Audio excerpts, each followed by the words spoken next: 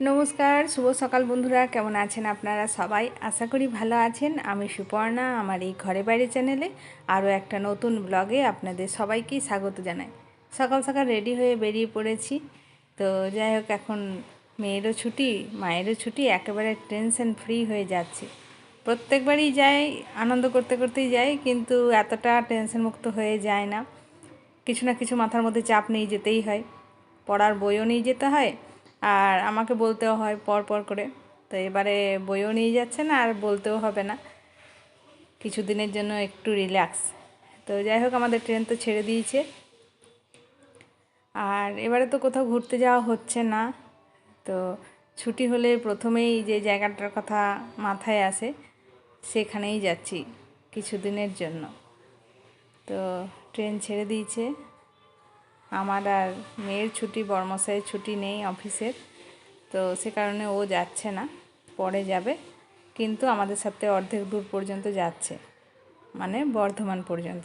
বর্ধমান থেকে আবার চলে আসবে। তা আমাদের ট্রেন বর্ধমান স্টেশনে চলে এসেছে, এখানেই তো নেমে যাবে আর আমি আর মেয়ে দুজনে মিলে চলে যাব।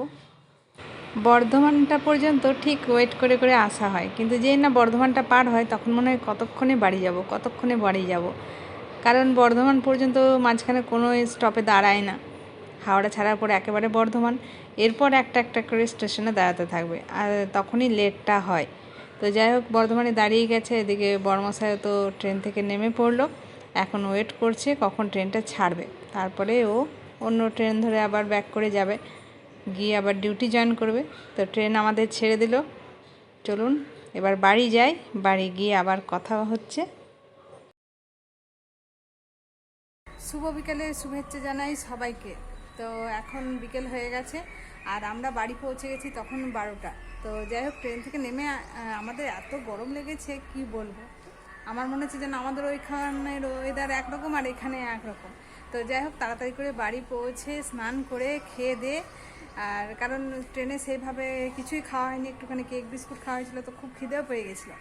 তো অনেক দিন পর একটু অন্য মানে অন্যের হাতে খাওয়া, যা মা রান্না করে রেখেছিলো, বৌদি রান্না করে রেখেছিলো, ভাত টাত খেয়ে আর শুয়ে পড়েছিলাম। কারণ ভোর ভোর ওঠা হয়েছিল, প্রচণ্ড ঘুমও পাচ্ছিল। তো এসে আর মানে ভুলেই গেছি যে বাড়ি আসলাম, এবার একটুখানি ক্যামেরাটা হাতে ধরতে হবে, সেটার কথা একদম ভুলেই গেছি। তো যাই হোক ঘুম থেকে উঠে ভাবলাম না একটু বাইরে ঘোরাঘুরি করি, কারণ ওখানে তো আর সেভাবে ঘোরা হয় না, একমাত্র কাজ ছাড়া বাইরে বেরোনো হয় না। তো ভাবলাম ঘুম থেকে উঠে একটু পাইচারি করি এই বাগানের মধ্যে, কারণ এই বাগানটা তো অনেকটাই বড় মাদের। তো চলুন আরেকজন এখানে আসলে যা করে চলুন দেখাই। সারা দুপুর তো ঘুমায়নি, ওই সারাক্ষণ ওই একই কাজ করে যাচ্ছে যখন থেকে এসেছে এই জায়গাটা ছাড়েনি, সাথে কিন্তু টিভিটাকে ছাড়েনি, টিভিটা কন্টিনিউ চালিয়ে রেখেছে আর ওই শুয়ে শুয়ে টিভি দেখছে। আর এখানে আসলে আমি যেটা করি ঘোরা ঘোরা আর ঘোরা। তো সন্ধে হতে না হতে আমি আর বৌদি মিলে বেরিয়ে পড়েছি বাজারের উদ্দেশ্যে। তো বাজার আসার কারণ হচ্ছে শুধুই কিন্তু খাওয়া খাওয়া আর খাওয়া। প্রথমে চপ দিয়ে শুরু করলাম, কাকু গরম গরম চপ ভাজছিল, আর এই কাকু চপ কিন্তু বেশ সুন্দর করে। তো এই কাকুর কাছে চপ খেয়ে এখন চলে এসেছি বাজারে। আর এটা হলো আমাদের চিত্তরঞ্জনের আমলাদহি মার্কেট। ছোটোবেলা থেকে এই বাজারেই বাজার করে অভ্যেস, সে কারণে এই বাজারে না আসলে মনটা একদমই ভালো লাগে না। একদিনের জন্য আসলেও মনে হয় যেন বাজার যায়। তো যাই হোক এখন আবার চৈত্র সেল দিচ্ছে, এখন তো বাজারে আসতেই হবে। ভাবলাম যাই ঘুরে আসি, একটু বাজারে দেখে আসি সেলে কী কী জিনিস এসেছে। প্রত্যেক বছর সেলে সেই একই জিনিস থাকে, সেই কুর্তি, নাইটি, বেডশিট, শাড়ি। আর আমাদের মেয়েদের তো এইগুলোই বেশি পছন্দ, কুর্তি, একটু নাইটি, একটু শাড়ি, এইদিকে একটু বেশি নজর যায়। তো ঘুরে ফিরে বাজারটা একটু দেখে নিচ্ছি, সাথে ভাবলাম আপনাদের সাথেও শেয়ার করি। তো বন্ধুরা আজকের মতো ব্লগটা আমি এই বাজারেই এন্ড করছি।